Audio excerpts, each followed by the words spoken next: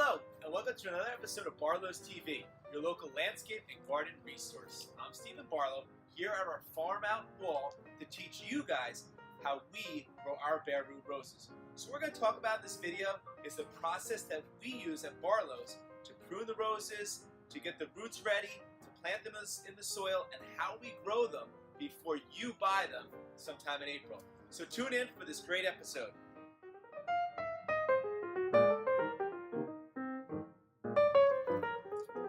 Alright guys, so I'm putting on my Dirty Glove Club gloves this year. As you know, we have them new instead of the shirts. We're using our Dirty Glove Clubs. They're great, nice, thick gloves, especially great for when we're planting roses.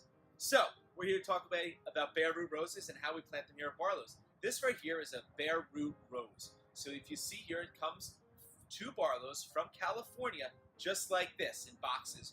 We grow over 2,000 of them, and you can actually buy all these on our website, so you can see all our varieties. You can pre-order them right now for you guys to pick up in April. And I'm going to show you how we're growing them right now. So I had the opportunity to go out to California to see where all these roses are grown. It was incredible. Over 300 acres of roses, all lined up in fields. So then what they'll do is they'll harvest them, and then they'll cut the tops off, and they ship them to us. So this is what we got here. So let's take a look at what I'm going to do.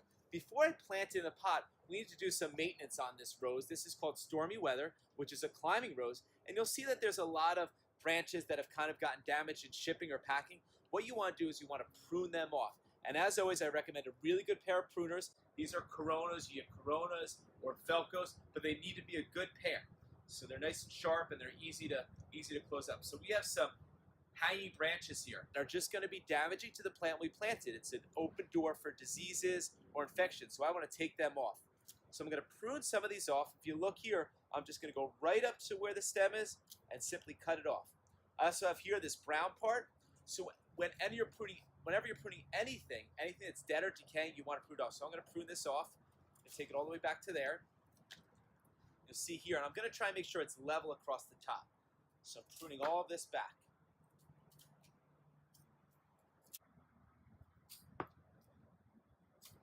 And what I'm also looking at here is these buds. If you look at these buds here, they're starting to swell.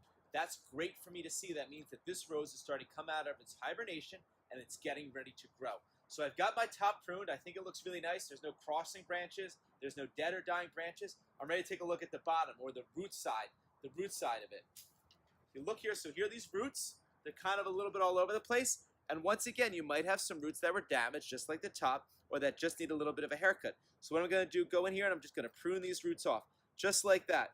And what also this does is this helps to invigorate new growth as I prune them off. It kind of opens up that door to say, hey guys, I've got to start growing roots to get this plant growing. So I'm going to prune these all off like this.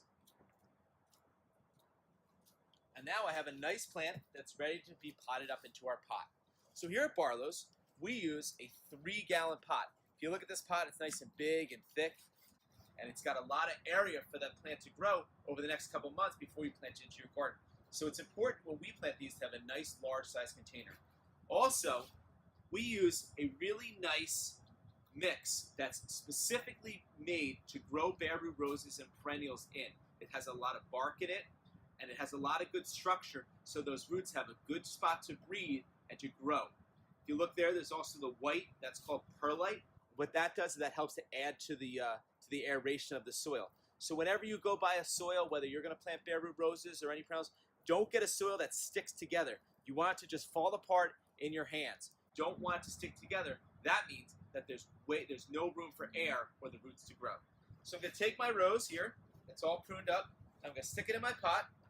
And I don't want to bury up to here, because that will suffocate this plant and it's not going to grow properly. I'm going to bury it right up to where the top of the plant meets the bottom of the plant, right in here. So it fits in there perfectly. And now I'm going to take my nice fine soil mix and pour it in around the roots. As I'm pouring in around the roots, I want to make sure that I push it down and I don't have any air pockets. Because when there's not a good connection between the root and the soil, the roots won't grow. So I want to make sure I get rid of all those air pockets. So So believe it or not, our staff here at Barlow's will plant over 2,000 of these roses in just 3 days. They do a great job, and they take a lot of pride in what they do when they plant their roses. Just a little note about Barlow's: when we do our berry roses, it's something that my dad does every single year. It's something that he has a lot of passion for. So it's really cool that we still have that tradition. He still helps out doing the roses also.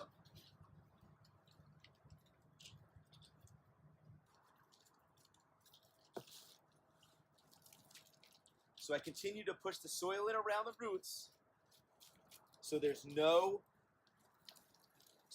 air pockets in there. So once I get to the top, I kind of smooth it out, and my bare root rose is all nice and planted. Okay, so now we have stormy weather, all ready to go, planted and ready to grow on. So what we're going to do is we're going to watch these buds, and we're going to watch them grow, and they're going to keep pushing out and get nice and full. Then what's going to happen is we're going to cool the temperatures down in this greenhouse, and what that'll do is that'll help to harden the plant off, so when it gets into your garden the end of April and May, it'll be a nice, healthy plant. The other thing that I want to mention that we do is, what about fertilizer for this plant? How are we going to feed to make sure there's the right nutrients in it for when it's growing? So what we'll do is we don't want to feed it right away because the roots still haven't started to grow yet. In about 2 to 3 weeks, what we're going to do is we're going to take our rose tone, and we are going to sprinkle about a quarter of a cup on top of each plant. What it'll do is give the nutrients it needs to get going. Then when you guys go to plant your rose, I encourage you guys to do the same thing at planting. That'll give it enough fertilizer for it to really get established and get growing to have great blooms throughout the whole season. The other thing when you guys plant your rose, I always encourage when you're planting anything, perennials, trees, shrubs, annuals, is to make sure you use some biotone. It has that micro-rhizine in it, which just helps the roots to fend off any diseases, and it gives that an extra kick when it gets in the ground for the first time. So guys, thank you so much for watching this video. I encourage you to share with your friends, and make sure you subscribe to our YouTube page where we do a whole bunch of these videos. Thanks so much for watching Barlow's TV, and have a great day.